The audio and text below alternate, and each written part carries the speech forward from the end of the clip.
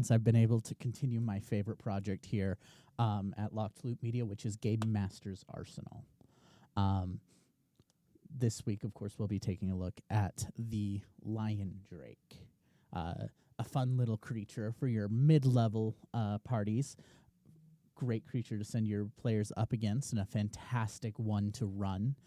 It's just fun enough to It's just fun enough to be running through. This is, of course, our first live show. From now on, you'll be able to catch Game Master's Arsenal on Twitch at 10 a.m. Mountain Daylight Time, is what it's called, I guess, on Tuesdays. Of course, we're going to get into it. I'm your GM, Isaiah, and this is Game Master's Arsenal. Now, the LionDrake. First of all, it has a very goofy, I'm just filtering through all the pictures, a very goofy picture in the book. This is coming from Fizban's Treasury of Dragons, a very fun book if you don't have it. Looking it up, it added different things like gem dragons, a bunch of different lore for dragons, and all these kind of things. And of course, welcome to Almond in chat here. The LionDrake is one of those creatures that, as a DM, I love because it's perfect for random encounters. Now, this creature is a CR7. I'm actually just putting its stat block up for those who are watching. All those goofy ones. As usual, we will be breaking it down on its uses of the story, the uses that you can use it for with your characters, and of course, how, as a DM, you should use this in combat. Now, the LionDrake is a CR7 monster, which means you're running up against characters who are starting to get their level 5 spells. In story-wise, these creatures do not have the intelligent, they're hunters. So when you're building a story with a LionDrake, they are either a minion, or they are a random encounter, or something that's terrorizing a town. A pack of these can be terrorizing a town. I honestly don't think these things should be fighting alone. They're much better in groups because of the multiple different abilities that they have that synergize with each other. And they don't have the intelligence of humans, but they're smarter than your average beast, which means I honestly believe these are the kind of creatures that would follow together. This is also one of those creatures that does not have a detailed lore behind them because they're simple. They're very simple creatures, and I really like these simple creatures well made.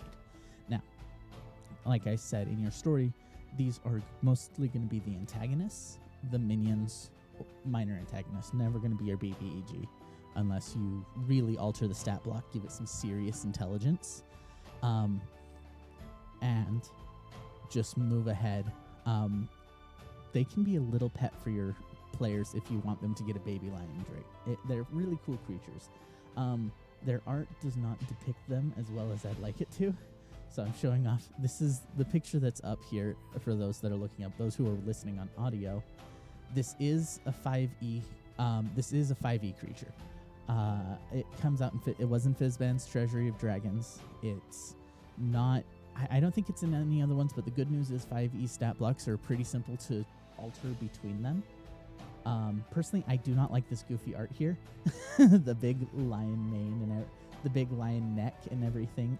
It really is goofy. I think this one's supposed to be like a different kind of art to it, but I like the depiction of the one that I'm showing now a whole lot better than the previous one because it's more interesting. Now,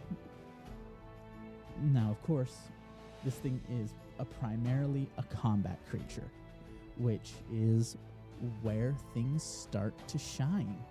You know, in story, you're going to build it around your. You're going to build it with these things terrorizing a small town. These things are going to be a hunting prey. They don't hunt humans unless their territory is encroached on. So maybe there's a new group of settlers moving in, and they need these drakes cleared out before they can. They do speak, which is interesting. You don't see a lot of creatures who speak, and they speak a language that characters can learn, which means, in theory, these can be reasoned with, they're not going to be a very intelligent creature. So bargaining with them is always an option. I'm jumping around a little bit. I don't know why I need to focus on them. I think it's because I know that they're not a story-heavy creature. Now, the LionDrake in combat is an entirely different beast. So like I said, I've got the stat block in front of everybody, those listening on audio. This is a very interesting creature. Now, it has 3 attacks, 1 with its bite, 2 with its claws. It has a very strong strength, dexterity, and constitution. Very weak intelligence, kind of average wisdom and charisma. Sorry, not a strong dexterity. It's only got a 15. I'm sorry. I don't know what's going on with my audio. I was on a... I haven't loaded my audio yet. My audio just jumped around really weird. I think it's because an autoplay is on when it shouldn't be. So I do apologize for that. Okay, back to this thing in combat. Which means this thing's stat block, it has only 1 skill proficiency, which is perception. It has a very high passive perception and dark vision. So these things can definitely attack the party at night. A nightly random encounter where you hit this. Am I going to paint this? No. So, Alman, I think there's some confusion. So this, for those that are listening on audio, Game Masters Arsenal, we're just helping to equip you guys as a DM as different ways to use these as creatures. This is, of course, the first time I'm doing this live. It's usually pre-recorded, and I couldn't get the consistency previously, so I'm definitely working on that. I'm thinking moving it to a live format will definitely help. Back to this thing in combat. Yeah, so this thing's weak to intelligence checks. Dexterity, it's all right. It's got its +2, a +4 to strength, so this thing's not grappling, but the multi-attacks. And this is where I think that this creature works best as a pack hunter. Thinking you won't fight them very often alone. They've got a 16 natural armor, so they will be in the fight. They got 119 HP on average. Of course, high above, below, then you've got a 60-foot movement speed, so this thing can dash at you guys very quick. Definitely assault the party very quickly. I think a group of them rushing the party in the middle of the night can really put the fear of God into your players. It has its bite attack. We're going to talk about that one first. +7 to hit, reach of 5 feet. Your normal melee attack kind of thing. 2d10 +4 piercing. So it has a good amount of damage on it with 2d10, maximum of 24 piercing damage on one of its attacks. And then they need a strength saving throw or they be knocked prone. Depending on the creature, this might target wizards. This, I don't believe it will. I think they're just intelligent enough that if they get hit by a fireball, they'll change their tactics. Of course, because it gets 3 attacks, 1 with its bite, 2 with its claws, it's going to lead with the bite attack, hoping for the failed save on the strength saving throw, and then you should be clawing at advantage with the 2d6 +4. That's why the damage stat seems so low for a CR7, that because of how hard it hit, not because of each individual attack, because you get 3 of them, and if you play it right, you're going to have them at advantage. Of course, it has a recharge ability like most drakes and dragon-style creatures. It has the bone-trilling roar with a recharge of 4 to 6. It lets out a terrifying audible roar. This can be heard for 300 feet. No way anybody's sleeping through this thing. Anybody within 30 feet that can hear it, wisdom saving throw or be frightened. If they fail by 5 or more, they are paralyzed.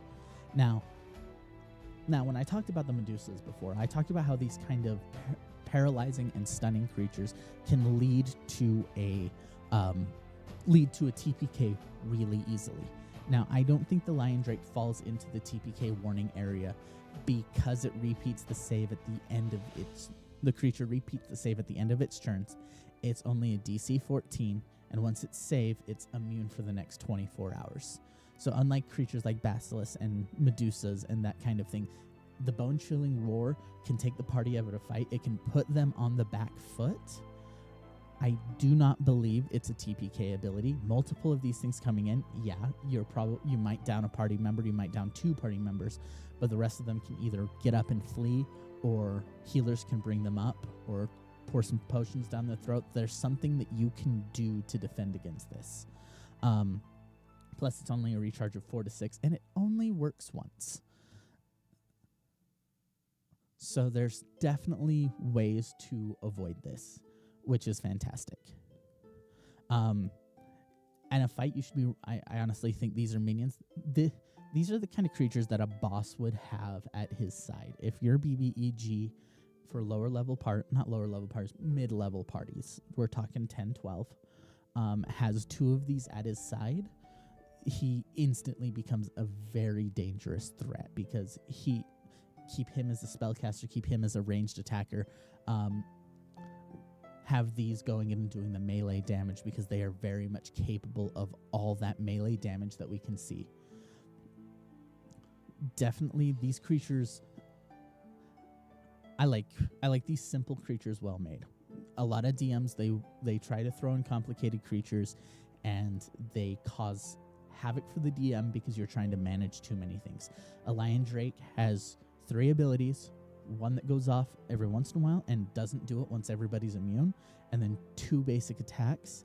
These are perfect for random encounter, or as Alban states here, guards. Like, up on a castle wall would be perfect for these creatures, because they're just keeping watch. They have passive perception 17, so they're spotting anything that comes in, plus a dark vision. Put them at the gates, put them on the castle walls. These things are high enough that they can also be a very minor threat to higher level parties. Sure, a higher level party could annihilate one of these in one go, but can they annihilate it before it gets that roar off and alerts everybody into 300 feet that there's a problem? They're intelligent enough that they can be bargained with and bought as well. So maybe fighting isn't the option here. Maybe parties realize, okay, we can't fight this thing, but do we have somebody who speaks Draconic? And when they speak Draconic, can we deal with this thing? Can we say, hey, we'll pay you more, we'll give you food, whatever? Because inherently, it is Draconic in nature. I know it's classified as a monstrosity, but with the wings of I think they said it was the wings of a brass dragon, and the intelligence that it has a decent amount of wisdom, it would know when somebody strong shows up and know that they can betray them. So I do think when raised properly, these things could be loyal guards. It would be a fun encounter for a very dragon-themed villain, not a dragon itself, because a dragon itself I don't think would partner itself with LionDrakes, which are like... Honestly, the issue is they don't really have lore. They're just a naturally occurring creature. It's hilarious, but it's like some dragons may not partner with them because they're seen as imitations, and that you can put the fear of God into your players if they're trucking along the road and you just hear the DM say, above you, you see the flapping of large leathery wings. You look up and you see the glinting of brass scales. That is terrifying. That can put the fear of God, because now your players are all thinking dragon. And then when this comes down, it can turn from a we need to run to a we can fight this thing. And so as a random encounter, I also think this would be fun. Throw 2 or 3 of these in at a mid-level party, or 1 of these at a lower level party. At a lower level part, not a low level party, but 5 to 7. Put it as a stronger enemy, something they can run from. But honestly, I do believe the challenge ratings of creatures don't accurately portray their danger. We all know about how the Mind Flayer and how low CR it is for what it does. The LionDrake is not one of those creatures. A lower level party may end up paralyzed, and they might lose somebody, and this is an encounter they might have to flee. Or if you're running or if there's a strong party, because my party is punching well above their weight class. You know, when you don't know what to throw at them at level 5 because they can't they're killing everything that shows up. Throw this LionDrake at them. throw 2 LionDrakes. You know, they each roar on their turn. Somebody's getting paralyzed here, and it's getting bad. Of course, these simple creatures are fantastic to use, but we do need to start covering some more complicated creatures. And so, as a teaser for next week, because these are shorter episodes, Game Master's Arsenal was never supposed to be long, so we always move into a game after. So we're Tuesdays is Arc. We'll be moving into that in about 10 minutes as soon as I get everything swapped here.